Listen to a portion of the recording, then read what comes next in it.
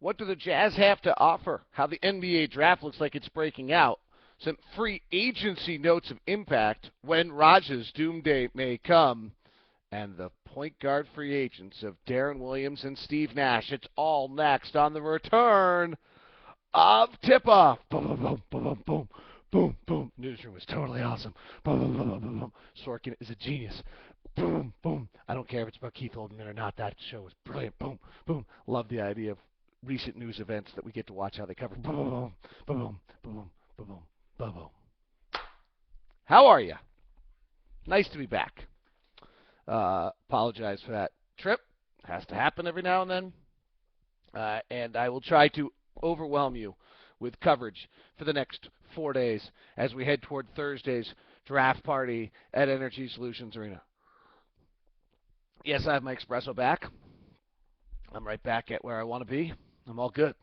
I do hope you saw HBO's Newsroom last night. That is you obviously got to have HBO. It's pretty expensive, but that was a great show. I'm as excited. Can't remember the last time I've been excited about a TV show. After watching that, I was. All right, let's get into it. There's a bunch of stuff. The first thing is, do the Jazz, it's on all of your minds, is can the Jazz get into this draft? And I think there's two questions here.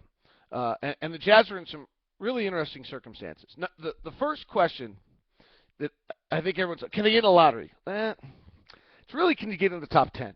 The draft changes pretty dramatically after the top 10. You're not going to get in the top 5. Can you get in the top 10? And this draft is becoming more and more clear kind of who's going to go where in the top 12, 13, 14 picks unless some trades happen. And it's somewhat suspect. I mean, there's some real question marks there. And I don't think, when I look at it, that the Jazz have anything to get into the top 10 or a trade partner who's willing to put them in the top 10. And I'll give some breakdowns here coming up about why top 10 is so important. But to basically 11 on, half the players never make your rotation. And even a lower percentage become starters. I'm going to update the numbers, but over the years when I've done them in the past, and I'm pulling them up on a different computer here, the picks 11 through 15, this is from 1997 to 2008, and I need to update a little bit, but picks 11 through 15, 8% become starters. Ironically enough, picks, or interesting, not ironic, but paradoxically, 16 to 20, 19% become starters, and 21 to 30, only 20% become starters. The rest become, and about the same percentage across the board, about 50% become rotation players, 50% don't become rotation players. Whereas if you can get in the top 6 through 10, you're at about 45% starters. I mean, that's really what the difference is. To some extent, once someone's invested 6 through 10, that player has to start. And that probably, frankly, from the Jazz standpoint, means that Favors and Cantor have to start at some point. Picks 1 through 5, it's even higher. There has not been an all-pro player drafted 11 through 30. There have been about 2% are all-stars, 11 through 30. Second round, by the way, you have a 4% chance of getting a starter and about a 15% chance of getting a rotation player. So just realize that's where you are. So understanding those dynamics, what do the Jazz, one, have to offer, and two, willing to give up? I think that really the piece the Jazz have that they're willing to move, that makes sense, is next year's first-round draft pick. Because they have the Warriors pick still likely coming, and they don't want 2 first-round draft picks next year. So, if there's a lot of talk about Houston possibly making a deal, moving their 2 picks together to get up in the draft, and they're willing to package Kyle Lowry, so I'm going to guess this probably happens. But if they don't package Kyle Lowry and that doesn't work, then they're stuck with 2 picks. They may very well be willing to move one of those picks to the Jazz in exchange for next year's pick. There's some teams that have a lot of change going on right now. With Atlanta looking as though they're pushing out Rick Sutton and putting in Danny Ferry. There's in Orlando with their change. Boston has 2 picks. Maybe one of those teams is willing. And now you're into the kind of the 20s, and really you have about a 20% chance of getting a starter at that point. Not a great chance, but it makes some sense for the Jazz to take that pick now rather than a year from now.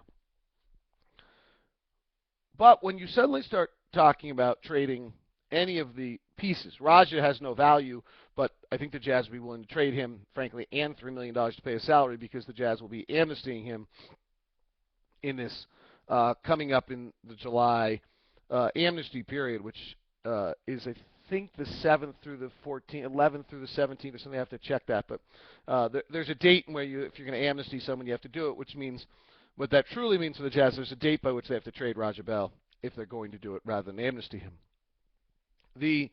But really what you get into is Devin Harris, Paul Millsap, Al Jefferson, or next year's first-round pick. I'm going to do some research and see what people around the league think the value is, but I don't think that Paul, Al, or Devin get you into the top 10. The only wild card there is Toronto. If you were to trade somebody and maybe next year's first-round pick and take back Jose Calderon, who they're going to amnesty anyway, then maybe you end up having to amnesty Jose Calderon instead. I don't know how it would work. Maybe you can get in there, but that would be Toronto's last resort. I feel like the Jazz are in a very similar position as where they were at trade deadline, where what they're offering is going to be nobody's first choice. Now, from the other standpoint, if you're the Jazz, why would you trade Devin Harris, Al Jefferson, or Paul Millsap if all you're getting is whatever those percentages I just said of actually getting an NBA starter when those guys are NBA starters? It's this, do you understand? There's this very funny game here. You're not just going to give up a player because you just want to get rid of somebody. You can do that in different ways, and I just don't. That's not something Kevin O'Connor believes in doing. He just doesn't throw away assets. But if you're moving Devin Harris for a pick 11 through 15, which I'm not sure you can do, and you only have an 8% chance historically of getting a starter in those picks, why? And the reason I say I'm not sure you can do it is because Devin's a middle-of-the-pack point guard in the NBA, maybe a little higher than middle of the pack. But you've got to find a team that suddenly feels like Devin Harris is that important a piece to them to move them forward. And I'm not sure he's necessarily that. Portland's a possibility, but they're in on the Nash sweepstakes.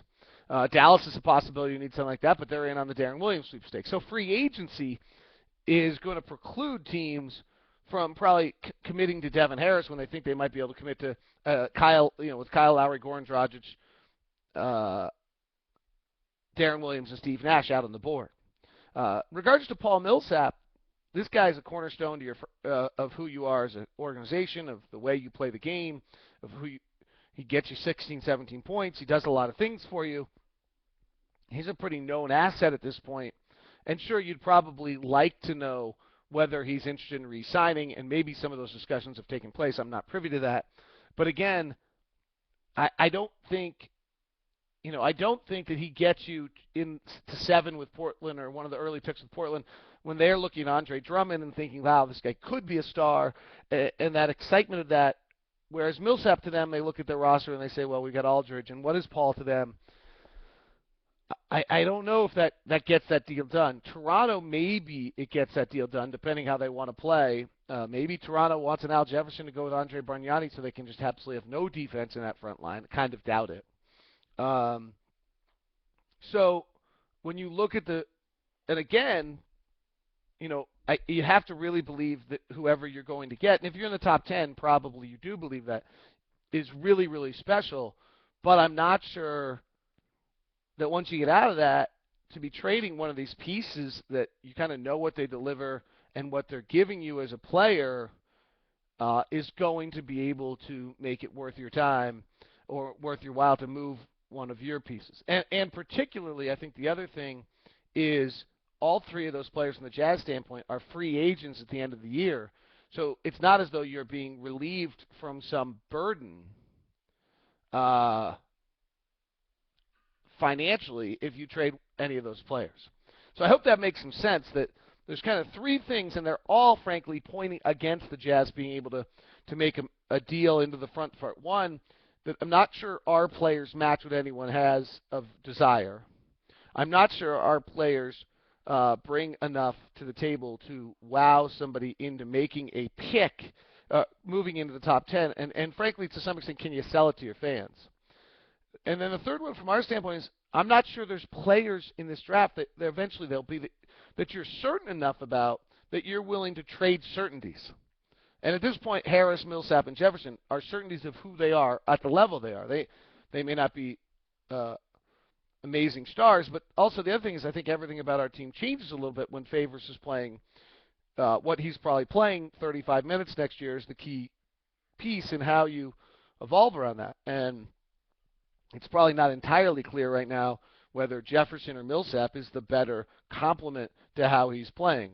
Watching some of the NBA Finals, it's clear athleticism is vital, but also, LeBron's pretty special and Durant's pretty special. They can make you change the way you play, whereas we don't have that guy. You better go back to the fundamentals a little bit. The draft is evolving, looking more and more clear. I would say in a lot of ways, Chad Ford's done a great job with it, as has the continual work of NBA Draft Express. They're both fabulous. I'll try to get Sam Amick at Sports Illustrated picked up his coverage a great deal this year, and I will try to see if I can grab some of those guys for you coming up. The two kind of key pieces right now in the top 5 seem to be what is Sacramento doing at 5, where they may be willing to make a move, and then secondly, what is Toronto willing to do at 8, where it looks like they're willing to make a move, though they may be zeroing in on Lillard. They want a point guard. That move with Houston may be for Lowry.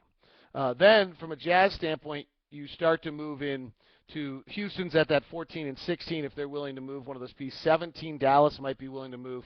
Orlando at 19 might be willing to move, and Denver at 20 if you can sneak into that. And that, I think, gets into whether you're Atlanta at 23, Boston's at 21 and 22, if you can move next year's pick for that. Jazz will be having a draft party, so it could be an exciting night. I am planning on attending that, and as of right now, though this can change, I don't have a lot of duties, so hopefully I'll hang out with you guys a little bit. Other things going on, obviously Dwight Howard's name is going to circulate a great deal. Darren Williams, everyone seems to think it's Dallas or New Jersey. I just keep an eye on other possibilities still. I just still think if New Jersey, Brooklyn realizes, and the reason everyone's like, well, why is Brooklyn? Because Brooklyn can offer him the most money, and so as long as Darren entices Brooklyn into the picture, he continues his value up, and he also might entice Brooklyn into a signing trade, which makes him a good deal more money. Nash is being talked about as Phoenix, Portland, or Toronto.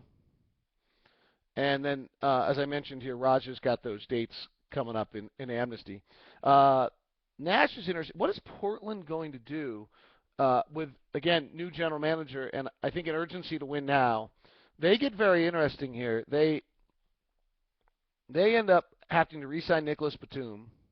They have LaMarcus Aldridge. They will be drafting 6th. Most people are kind of feeling that the draft falls off at 5.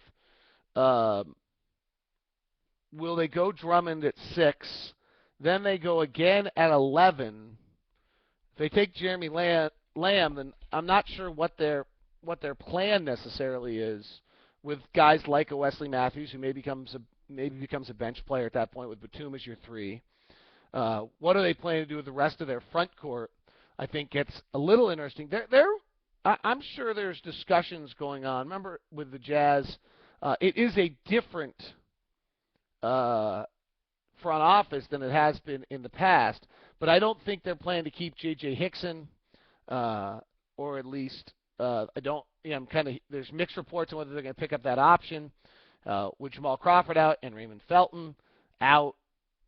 Maybe they have some need for someone like Paul, and then you have to question back to where we started of what you're willing to move for the sake of Paul. And that's very painful if you're a Jazz fan, I would think. All right, that's where we stand. That's where things sit on tip-off this morning. I hope you're well. Glad to be back, and I will continue to cover. We may have breaking news tip-offs or mid-afternoon update tip-offs later in the week, depending on how things play. See ya.